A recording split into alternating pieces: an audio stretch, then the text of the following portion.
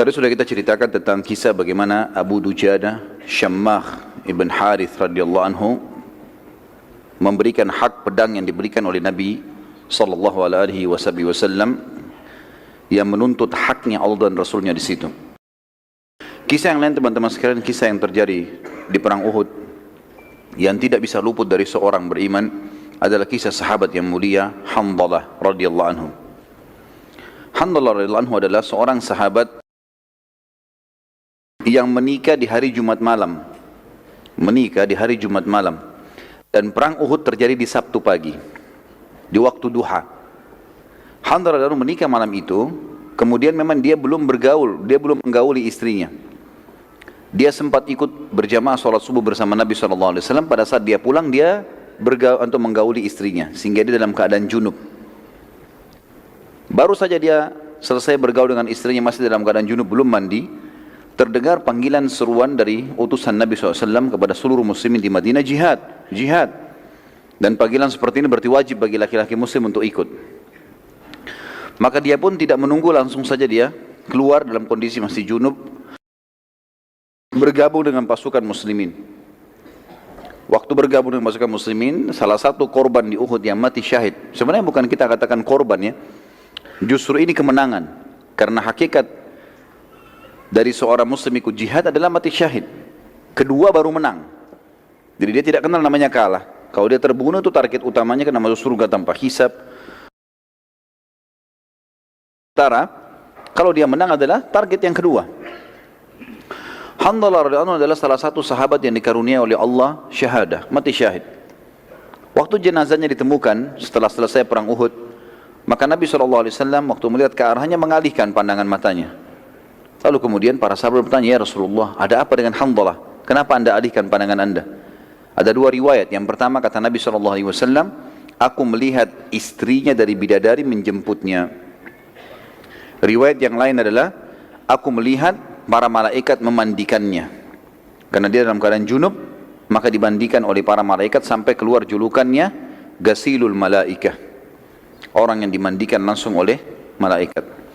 Dan di sini teman-teman sekalian pelajaran penting. Setiap kali ada janji Allah dan Rasulnya dari dalil Al-Quran dan Sunnah, setiap muslim tidak boleh ragu sedikit pun, apapun itu sifatnya, apapun. Allah dan Rasulnya bilang bersedekah itu pasti kaya, maka tidak boleh kita ganti dengan konsep yang lain. Tidak usah ragu sama sekali. Kalau orang mukmin memahami sebenarnya, dia kalau sedekah misalnya adalah sama dengan dia sedang investasi dan Allah balas minimal 10 kali, apa yang membuat dia ragu melakukannya? Salah satu ciri khasnya sahabat di situ. Apa yang Allah dan Rasulnya sampaikan benar, yang lain salah. Selesai urusannya. Enggak perlu lagi dinegosiasi. Allah Rasulnya bilang salah, haram haram, halal halal, kerjakan kerjakan, jangan kerjakan jangan kerjakan. Walaupun semua dunia, keluarganya, istrinya, anaknya, suaminya benci, dia nggak peduli. Sudah semuanya diseberikan. Seperti itulah kurang lebih. Dan ini terjadi pada Hanzalah. Bayangkan teman-teman kalau kita baru menikah seperti ini, dengan wanita yang dia cintai, dia menikah. Baru selesai hubungan biologis yang pertamanya dalam rumah tangga. Belum sempat mandi junub, panggilan jihad.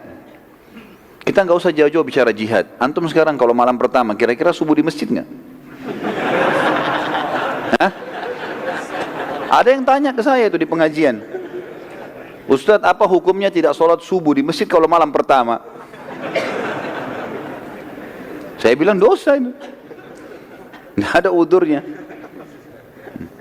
Tapi lihat Hanzalah bukan cuma sholat subuh, bukan ini jihad, pergi berperang, mati terbunuh. Padahal dia waktu masih dari hari pertama menikmati pernikahannya. Kalau pernikahan saja bisa ditinggalkan teman-teman, apalagi kalau cuma makanan, minuman, pekerjaan, pendidikan, semua ini nggak ada lagi. Kalau sudah ada seruan dari Allah dan Rasulnya. Ingat pesan saya tadi, setiap nasihat syar'i, agama yang datang masuk telinga kanan, diapakan? Tutup yang kuping kirinya ini, supaya jangan keluar. Ya. Jangan masuk sini keluar sini. Saya datang lagi bulan depan tanya lupa. Tapi kayaknya kalau kisah Hanzalah nggak lupa deh. Terutama yang laki-laki. Dan kisah mereka teman-teman, kisah para salihin, para salaful ummah yang sampai kepada kita ini bukan hanya sekedar untuk dikenang dan didengar ya. Tapi Allah Azza wa Jalla sampaikan kepada kita untuk dijadikan sebagai ibrah, pelajaran. Ini loh, ada orang sebelum kamu begini, disampaikan kisahnya ke kita. Ini 1400 tahun yang lalu ini. Sampai kepada kita di malam ini teman-teman di sini. Dan itu saja, kita tidak menghadiri saja, kita bukan hamdalahnya. Kalau saya yakin teman-teman memiliki iman, merasa bergetar. Luar biasa ya gitu. Padahal sudah 1400 tahun yang lalu Allah sampaikan teman-teman, supaya kita sadar, oh ternyata yang janjikan Allah ini enggak salah, pasti benar. Dan tidak boleh ada keraguan sama sekali. Saya sarankan teman-teman kalau ikuti ceramah di YouTube, ada judul saya, ceramah saya itu judulnya, Hai Muslim, inilah pondasi agamamu. Saya bicara masalah keyakinan. Bagaimana itu harus ditanamkan dalam hati seseorang Muslim. Tidak boleh ragu sama sekali. Dan keyakinan terhadap apa yang Allah dan Rasul janjikan akan membuat ketenangan jiwa. Dan semua masalah dunia akan jadi kecil.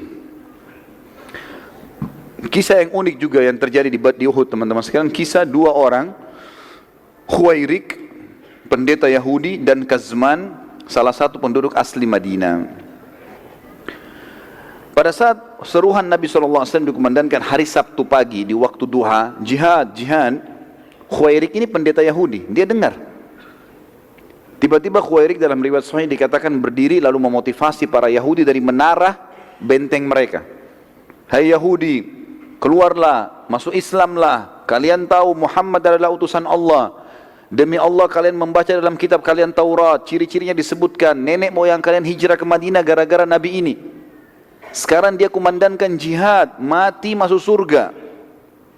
Keluarlah. Pendeta yang panggilin, pendeta mereka. Apa jawaban orang Yahudi? Hai Khuwairik, hari Sabtu. Hari Sabtu hari raya, enggak boleh perang, enggak usah perang, enggak boleh apa-apa. Agama kita. Khuwairik tahu Taurat. Apa kata Khuwairik?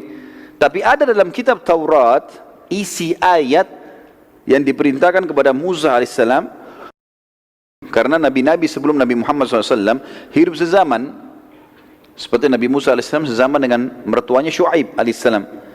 Dalam salah satu ayat Taurat itu ada isinya, kalau Musa alaihissalam berdakwah di Mesir sama Palestina, bila di wilayah lain ada nabi yang Musa tahu itu, Musa beritakan itu nabi, kemudian dia panggil jihad, yang di sini harus bantu yang di sana.